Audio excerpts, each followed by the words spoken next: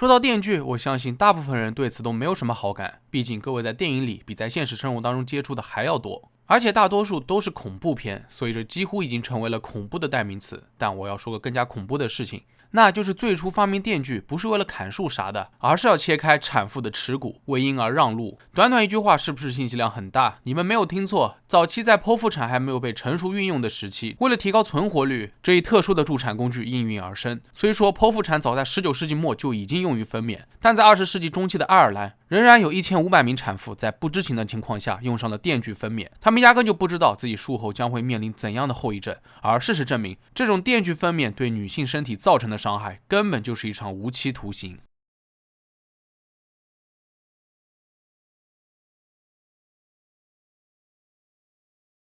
老话常说，生孩子就是在鬼门关走了一趟，这句话一点都不假。即便是医学发达的今天，生孩子仍然存在一定的风险，而电锯分娩这个词恐怕直接会让各位女同志们闻风丧胆。其实以现在的眼光来看，这种手术实在是太过于落后，甚至有些猎奇。而在外科历史上，这种手术叫做耻骨联合切开术，如图所示，数字5的部分就是医生用电锯切开的耻骨联合区域。这一部分被切开后，骨盆就能得以扩大，为婴儿让道。塞维林·皮诺是来自法国的一名外科医生。1597年2月1日，他在同事的帮助下对一具尸体进行了解剖，死者是一名孕妇。塞维林在她的体内发现了骨盆分离的现象，也就是我们前面所说的耻骨联合分离。这就意味着，如果遇到无法顺产的情况，医生可以手动切开产妇的耻骨联合关节，但在生孩子的紧要关头，医生还要拿着小刀或者锯子手动切开盆骨，这一过程至少要花费20多分钟。而且即便产妇打了麻药，也会被痛醒，甚至会出现大出血的情况，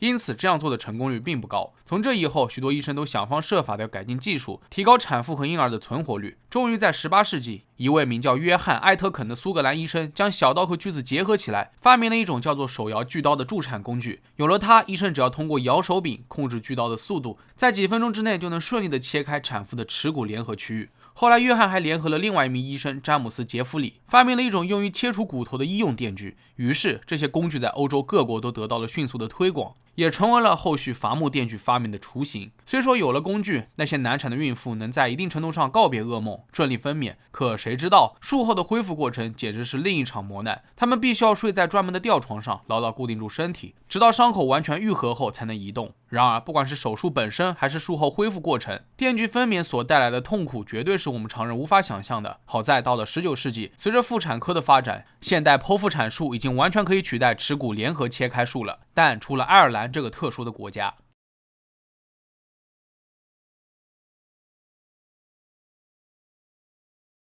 进入20世纪后，整个西方国家的孕妇都在庆幸剖腹产技术进入到了一个新的里程碑。谁能想到，爱尔兰的孕妇依然被笼罩在电锯分娩的恐惧之中，而这背后的真实原因竟然与宗教有关。一方面，爱尔兰的主要宗教为天主教，以天主教为主体信仰的国家绝对是严控堕胎行为的。然而，除了堕胎之外，他们还禁止任何所谓的不道德治疗行为，就比如绝育，包括了输精管切除术、产后输卵管结扎等等。另一方面，多次剖腹产手术是比较危险的，通常会控制在3次以内，但许多天主教徒又无法接受堕胎、结扎这2种情况，因此在面对那些无法自然顺产的孕妇时，信奉天主教的爱尔兰医生就不给他们进行剖腹产手术，反而采用过时的电锯分娩。当然，这部分爱尔兰医生才不会承认自己是出于宗教原因擅自给产妇进行耻骨联合切开术的。注意，这里说的是擅自，没错，就是你们理解的那样。在一些极端情况下，产妇们事先都没有被告知真相，她们完全不知道自己会在生产过程当中被锯断耻骨。而医生这么做，无非就是想避免这些女性在3次剖腹产后进行结扎。相反，那些非天主教徒医生会直接建议妇女在3次剖腹产后做绝育。据统计，在1944年至1987年间，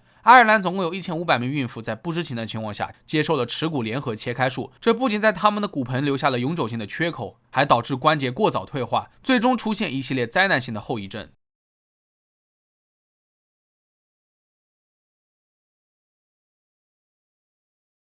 丽塔·麦肯就是那1500人当中的一个。回忆起当年生孩子的痛苦经历，他毫不犹豫地称之为噩梦。那是在1957年的12月15日，丽塔的第一个孩子即将出生。她来到爱尔兰都柏林的一家医院，就在她意识飘忽的时候，丽塔发现自己被带到了一间只有单人床的房间，随后双腿就被绑在了马凳上。上半身平躺着。由于这是丽塔第一次生产，她根本就不知道会发生什么。而接下来医生给她进行了局部麻醉。丽塔记得当时房间里面有好几个医生，旁边还站满了医学生，一同观看手术。虽然她心里觉得很不舒服，但很快由外到内的疼痛感使她彻底忘记了羞耻。很显然，麻醉没有什么效果。丽塔分明能够感觉到手术刀正在一点一点地切进自己的身体，然后就是无尽的酸痛。此时的丽塔拼命挣扎，她发出了绝望的尖叫，试图挣开束缚，但都无济于事。这和丽塔想象当中的分娩过程完全不一样。她以为自己做了剖腹产，却在术后才得知，医生那是在切开她的盆骨。而作为当事人，丽塔竟然毫不知情，也难怪当时房间里面有这么多人围观。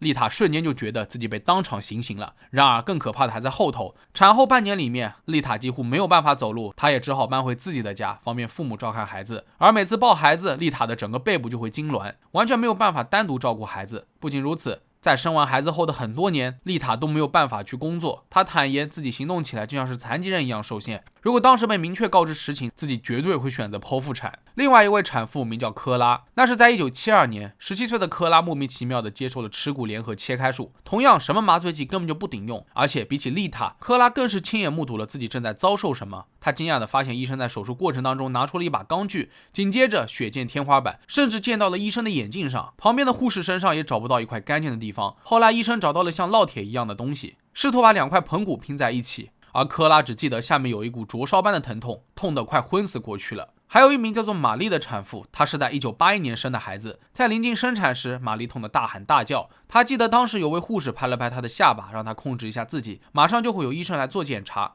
本以为医生到来后就要进入常规的生产过程，可没想到玛丽被注射麻醉后被带到了另外一个房间，双腿被绑在两边。此时玛丽注意到床尾有一个非常大的银色物件，明晃晃的。后来她才知道，医生就是用这个东西切开的盆骨。突如其来的疼痛把玛丽吓傻了。在这之前，母亲和生过孩子的朋友都向她保证，生孩子是痛，但当时痛完就好了。可没想到自己正在遭受这样的酷刑。更重要的是，即使切开了盆骨，婴儿也没有一下子就顺产出来。为此，医生还用真空吸引器帮助婴儿通过较为狭窄的产道。后来，由于女儿情况不是特别好，刚生下来就被送去了新生儿特殊护理病房，这让本就受尽摧残的玛丽更加的痛苦。她担心女儿无法活下去，而他自己的情况也没好到哪里去。他先是被要求完全平倒在病床上，而且为了促进骨盆愈合，他的臀部周围还被绑上了紧身胸衣。这一躺就是1个礼拜，玛丽都没有办法去看望自己的女儿。大概在住院2周后，医生就通知玛丽可以回家了。可没想到她再也无法恢复到健康的体魄。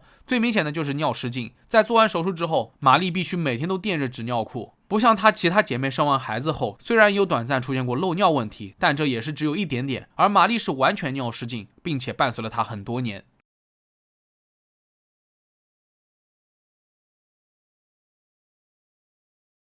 可悲的是，还有更多的孕妇，即使在出院后，都不知道自己的骨盆已经被锯开了。很多人几十年来都没有发现这一点，这就好比是一项大规模的医学实验，但没有人真正研究过这一手术对女性造成的副作用究竟有多大。换句话说，它毁掉了很多人的后半生，但当事人却还被蒙在鼓里。更令人心寒的是，这1500名受害者从未听到过一句道歉。手术前，他们没有被告知真实情况，更不知道自己未来还将面临什么。有治疗师表示，他接待过不少类似的案例，患者长期以来都抱怨慢性疼痛的困扰，还经常尿失禁。这就是因为耻骨联合处被完全切开后，关节容易退化，出现了早期关节炎的症状，同时也影响了下半身发力。所幸一部分经历过电锯分娩的爱尔兰妇女站了出来，他们组成了受害者团体，要求爱尔兰政府道歉，并公开调查此事，揭露手术背后的真相。一些支持者也表示，手术完全是天主教医生在滥用职权，私自为产妇做的决定，以至于妇女落下了严重的后遗症，剥夺了他们的健康。这也是爱尔兰最大的医疗丑闻，也是国际范围内最大的医疗丑闻之一。